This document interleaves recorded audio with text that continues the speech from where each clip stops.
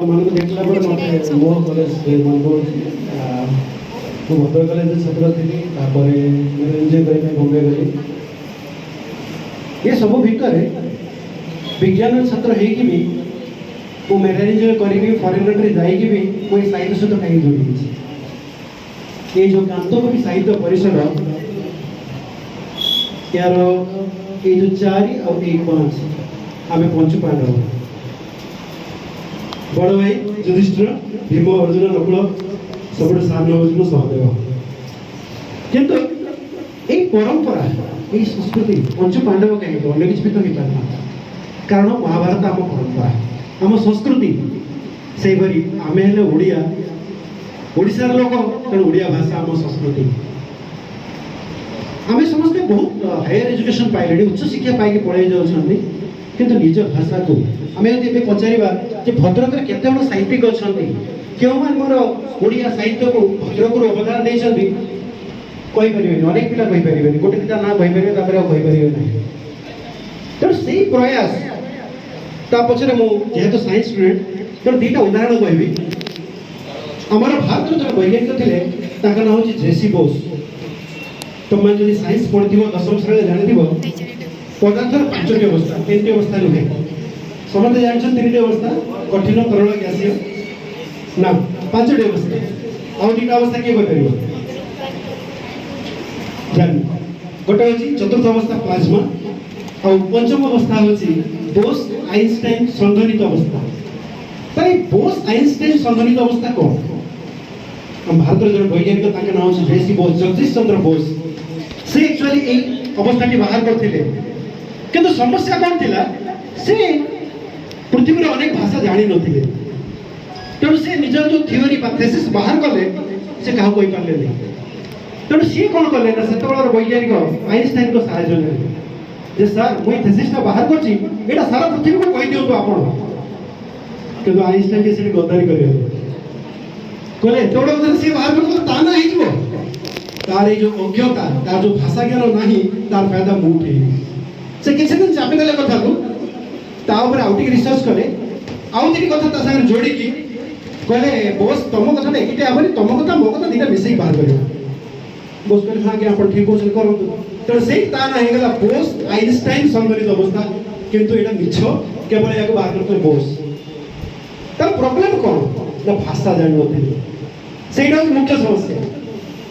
आमर भीतर से अवस्था रही आम जानी समस्त टेलीस्कोप गालिलियो बाहर करते किंतु ता पूर्व बाउंस नड़ी और काठी साहाय्य पठाण सामंत आकाश गणता पाखरे आम अधा कि जाना आम ओडिशार गौरव ता विषय में जाना किंतु गालिलियो समस्त जानते यहीटा हूँ आज अवस्था आमर दुर्बलता आमर असुविधा यही असुविधा को दूर करने असुविधा को आउ टिके सहज करने ताको कम करी आम भितर आम भाषा प्रति आदर